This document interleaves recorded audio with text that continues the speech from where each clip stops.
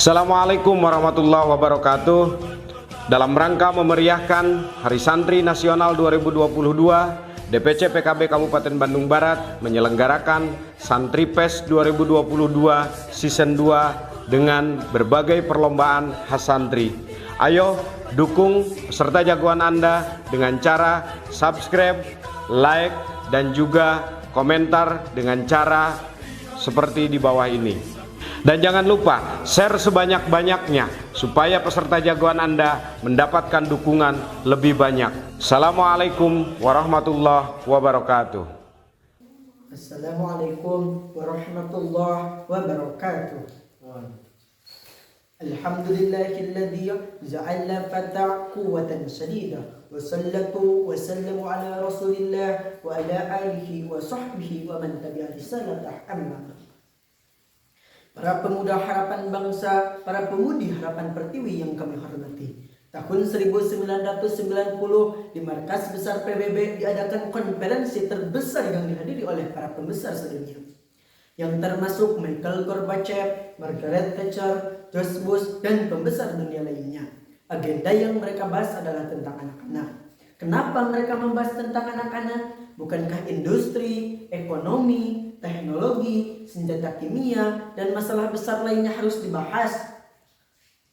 Jawabannya hadirin, industri, ekonomi, teknologi, senjata kimia berbahaya bila tidak diarahkan. Namun jauh lebih berbahaya bila anak-anak, remaja, dan pemuda tidak dibina, dididik, dan diisi dengan nilai-nilai agama. Karena itu Syekh Mustafa Al-Gulayaini, seorang pujangga Mesir, berkata, "Inna fi yadi subanil amrul ummah wa fi aqdamina hayyatah." Sesungguhnya pada tangan-tangan pemuda urusan umat, dan pada kaki-kaki mereka lah terdapat kehidupan umat. Mengingat betapa pentingnya pemuda terhadap umat ini, maka peranan generasi muda dalam pembangunan nasional. Maka tema yang akan kita bicarakan pada kesempatan ini adalah keutamaan Maulid Nabi Muhammad SAW dengan landasan surat An-Nisa ayat 9. A'udzu billahi minasy syaithanir rajim. Bismillahirrahmanirrahim. Wal yahshal ladzina law taraku min khalfihim dzurriyyatan dhi'afan khafu 'alaihim falyattaqullaha wal yaqulu qawlan sadida. Hendaklah takut kepada Allah orang yang bila wafat meninggalkan keturunan tiada berdaya khawatir akan nasib mereka. Hendaklah mereka bertakwa kepada Allah dan mengatakan kata-kata yang benar. Hadirin, ayat tersebut diawali dengan kalimat wal yahsha. Kita kaji lebih dalam. Secara semantik, wal yahsha istinbatnya syigat amar. Kaidah mengatakan al-aslu bil amri lil wujubi. Pada asalnya suatu perintah adalah wajib. Oleh karena itu, wajib kepada kita, saya, saudara-saudara, dan kita semua takut jika meninggalkan anak-anak, keturunan, dan generasi-generasi yang lemah. Lemah apa hadirin yang harus kita takutkan? Almarhum Profesor Dr. B.J. Habibie mengatakan setidaknya ada 5 kelemahan yang harus kita hindari, yakni lemah harta, lemah fisik, lemah ilmu, lemah semangat hidup, dan yang jauh lebih ditakutkan lemah akhlak. Sahabat-sahabat, jika 5 kelemahan itu melekat dalam generasi muda kita, saya yakin mereka bukan sebagai pelopor pembangunan, tapi sebagai virus pembangunan, penghambat pembangunan, bahkan penghancur pembangunan. Betul apa benar? Padahal saudara-saudara, di negeri tercinta ini sejarah membuktikan sejak tahun 1908 masa kebangkitan nasional sampai menjelang detik-detik proklamasi dikumandangkan berbagai organisasi kepemudaan seperti Persatuan Pelajar Skopia, Trikora Darmo, Om Islam Atenbon, bahkan kita mengenal Budi Utomo, tokoh pemuda yang karismatik. Mereka semua menjadi the grand old man istilah Bung Karno, menjadi Stuttgart, bahkan menjadi puding pada sebagai pendiri penggerak penegak yang mampu merebut kemerdekaan. Takbir, Allahu Akbar. Tanpa pemuda mustahil Indonesia ini merdeka. Demikian ungkapan kekaguman Bung Karno terhadap generasi muda kita yang diabadikan oleh sejarah perjuangan bangsa. Sejarah tersebut mengajarkan kepada kita, kepada saya, kepada saudara-saudara, pemuda saat ini dan pemuda yang akan datang agar memiliki semangat juang yang tinggi serta tanggung jawab yang penuh terhadap nusa, bangsa dan agama yang kita anut ini sebagai calon pemimpin masa depan bangsa. Sebab young today is leader tomorrow. Pemuda hari ini adalah jago-jagonya pemimpin di masa yang akan datang. Oleh karena itu, Rasul mengingatkan, pergunakanlah 5 kesempatan sebelum datang 5 kesempitan. Di antaranya, siapkan masa mudamu sebelum datang masa tuamu. Sebab kata William Shakespeare, you poor and whore, you dead for lover. Masa mudamu cuma 1 jam, kecantikanmu cuma setumbuh kembang. Makanya, if you sing before breakfast, you cry before night. Jika kau menyanyi sebelum datangnya pagi, maka kau akan menangis sebelum datangnya malam. Timbul pertanyaan, bagaimana mengefektifkan waktu di masa muda ini? Jawabannya dengan melakukan aktivitas-aktivitas yang positif. Hal ini dipertegaskan Allah dalam surat At-Taubah ayat 105. Bismillahirrahmanirrahim. Wa qul i'malu fasayarallahu 'amalakum wa rasuluhu wal mu'minun wa saturadduna ila 'alimil ghaibi wa syahadati fayunabbi'ukum bima kuntum ta'malun. Dan katakanlah, bekerjalah, Allah akan melihat pekerjaanmu, juga Rasulnya dan orang beriman, dan kamu akan kelihatan, dan ia akan beritahukan kepadamu apa yang kamu lakukan.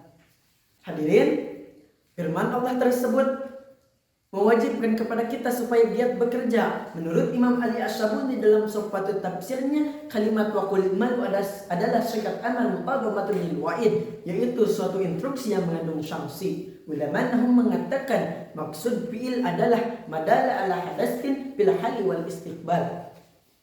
Dengan demikian dapat kita pahami apabila kita giat bekerja, rajin berusaha, dan mau beramal, artinya menuju masa depan yang cerah menjanjikan. Namun jika kita malas bekerja, enggan berusaha, dan tidak mau beramal, artinya menuju masa depan yang suram dan mengenaskan. Sebab al-kasal la yaqamul kasal, pemalas tidak akan merasakan manisnya madu, tapi akan tenggelam dalam pahitnya yang penuh. Lagi ditatapain, tiada bahagia tanpa lemah derita, tiada perjuangan tanpa pengorbanan. Kemalasan di masa muda adalah kehancuran di masa tua. Betul hadirin?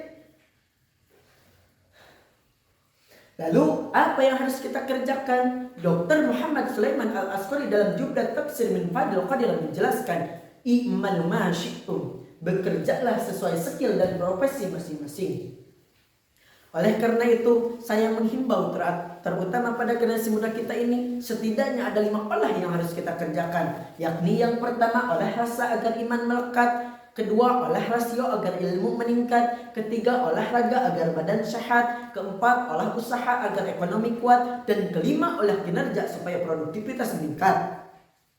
Sahabat-sahabat, jika 5 potensi ini melekat dalam generasi muda kita, saya yakin generasi muda kita ini menjadi penerus laku pemegang tongkat estafet perjuangan bangsa dan pemimpin masa depan bangsa yang meraih prestasi gemilang di masa yang akan datang. Oleh karena itu, marilah masa muda ini kita jadikan wahana untuk bekerja sesuai skill dan profesi masing-masing. Menurut John F. Kennedy mengatakan, don't ask what you country or do you, but ask or do you country. Jangan tanyakan apa yang telah kamu berikan kepadamu, jangan tanyakan apa yang negara berikan kepadamu, tapi bertanyalah apa yang telah kamu berikan kepada negaramu. Oleh karena itu, mulai saat ini, marilah kita hiasi masa muda dengan ilmu, warnai masa muda dengan iman, dan bingkai masa muda ini dengan aktif di berbagai organisasi kepemudaan. Apakah itu IRMA, KNPI, HMI, IMM, dan lain sebagainya. Organisasi-organisasi tersebut baik untuk kita masuki sebagai ajang menyalurkan aspirasi umat dan umat Islam saat ini. Sebab sabda Rasul, watak seorang mukmin yang sebenarnya rubanu bilail wa fursanun bin nahar. Jika malam bagaikan rohib-rohib, namun jika siang fajar menyingsing laksana serigala, bersimbah peluh, berkuah keringat, mencurahkan segenap potensi untuk bekerja dan berkarya. Setuju hadirin? Dengan demikian, Islam tidak mengenal istilah pemuda penganggur, pemuda mejeng nyari mojang, pemuda nangkring nongkrong, tetapi pemuda yang diinginkan oleh Islam adalah pemuda yang agresif, inovatif, progresif, dan produktif. Orang Barat mengatakan, many great men started from the newspaper boys. Banyak orang besar sukses mengawali karirnya dengan berjualan koran. Bukan jualan korannya, tapi atas kerjanya yang harus kita teladani. Sebab lebih baik meneladani penjual koran yang memiliki mental kerja yang tinggi daripada mencontoh oknum pegawai kantor. Mental kerjanya kayak kolor, sebentar-bentar bisa kendor, kemana-mana maunya naik motor, padahal kerjanya cuma molor. Disiplin hanya waktu dibagi honor. Jika pemuda seperti itu, mustahil menjadi pelopor, melainkan menjadi pengekor. Naudzubillahi min. Oleh karena itu, sebagai calon pemimpin masa depan bangsa, marilah mulai saat ini, marilah kita sing-singkan tangan, langkahkan kaki ke depan, bekerja, dan bekerja. Jika sikap ini yang diaplikasikan oleh para pemuda kita, saya yakin Allah akan menjamin keberkahan bagi bangsa kita. Insya amin ya robbal alamin. Hadirin yang dirahmati oleh Allah, jaminan Allah tersebut berupa negara yang barokah akan dilimpahkan apabila pemuda-pemudi kita beriman dan bertakwa, banyak melakukan kebaikan, jauh dari kenakalan remaja, dan tidak terjerumus ke dalam penyalahgunaan narkoba. Amin ya rabbal alamin. Dengan demikian, dari uraian tersebut dapat disimpulkan bahwa pemuda adalah tulang punggungnya bangsa dan agama. Indonesia bisa merdeka, Islam bisa bertahan hingga saat ini karena jasa-jasanya para pemuda pendahulu kita.